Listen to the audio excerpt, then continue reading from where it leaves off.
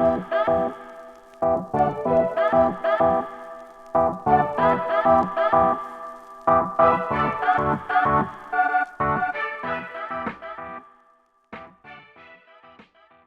name is Mike Siniscalchi. I'm CEO and founder of A10 Billiards and Bowling. We opened about 6 years ago, started in the Grand Strand area of near Myrtle Beach, South Carolina. We are an entertainment concept, upscale bowling, billiards, arcades, gaming, and full service food and beverage, sports bar type environment. And we're here for entertainment, whether it's family, young adults, group of friends, corporate outings, etc. All kind of core to what we do.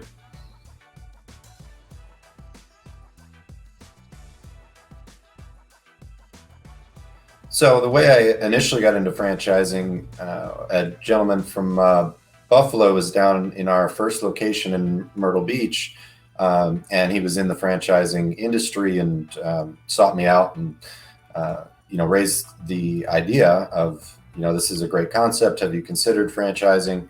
At that point, that was, maybe 3 months after we'd opened the first location.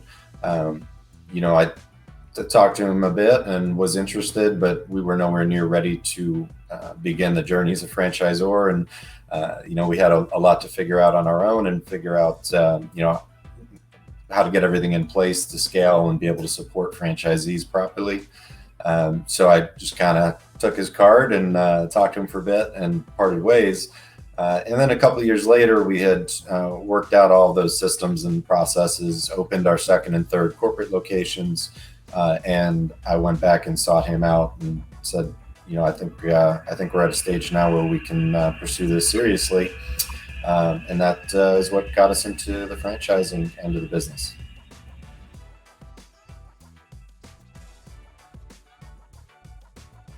So what I love about the franchise industry is really the synergy that's created between, a franchisor like ourselves that know our concept, know our business, are dedicated to support and, constant improvement, paired with franchisees that know their market well and are enthusiastic to bring a concept like ours to that market.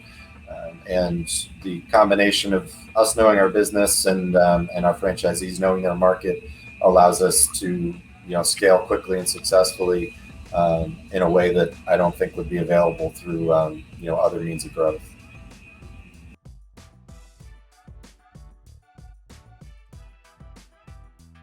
In terms of who makes a good franchisee, I think it is completely dependent on the company and concept that they're looking at partnering up with.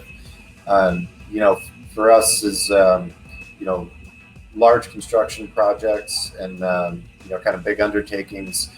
The most important thing that we look for in a good candidate fit is, shared philosophy on the importance of putting people first in the business and, standing behind what we say we'll do as a company, and a level of financial savviness and an experienced investor basically who understands the financial mechanisms, the leverage required, and is able to see the big picture, as opposed to I think a lot of smaller concepts are more dealing with candidates who are going to be owner operators and really drive the business on a day-to-day basis.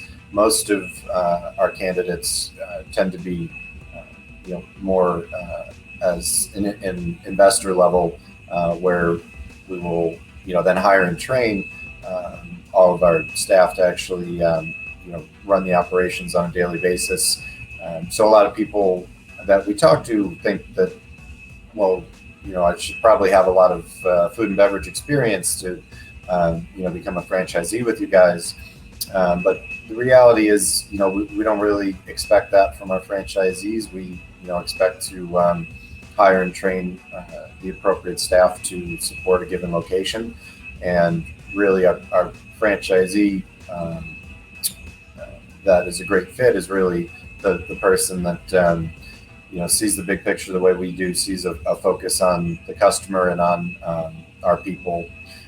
And if they're coming with the right approach and, and a passion for bringing the project to their market, that's really what goes a long way with us.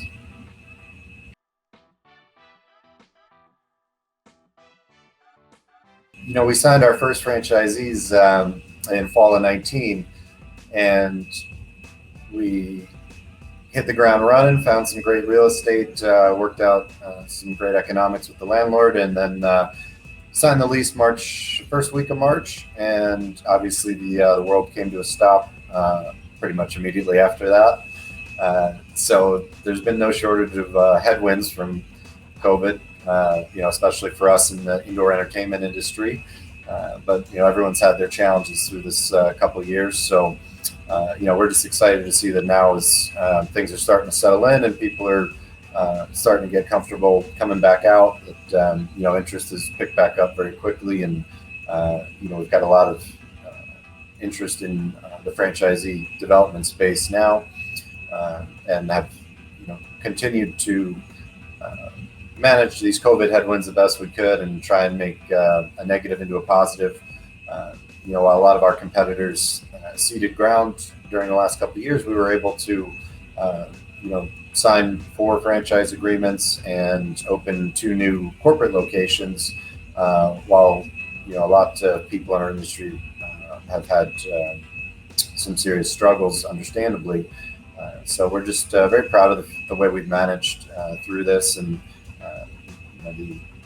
the effort above and beyond that our people have contributed at all levels of the organization has really been the key to being able to manage through this dynamically and take advantage of some opportunities during what's no doubt been a crisis across the board, and especially for hospitality industry, bowling, and entertainment for sure. So, all in all, we're trying to do the most with what we got.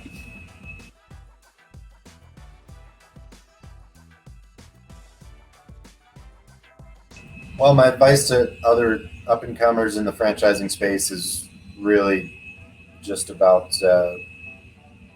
kind of the simplest things about life, right? A little bit of empathy, putting yourself in the position of the franchisee is normally the single best metric I have for decision making. These roles were reversed. How would I feel as the franchisee in this situation, whether it's an ask or something that we may be rolling out as a policy, or any changes we may be making. As long as you're always thinking about your franchisees' well-being first, you're probably going to be on the right track.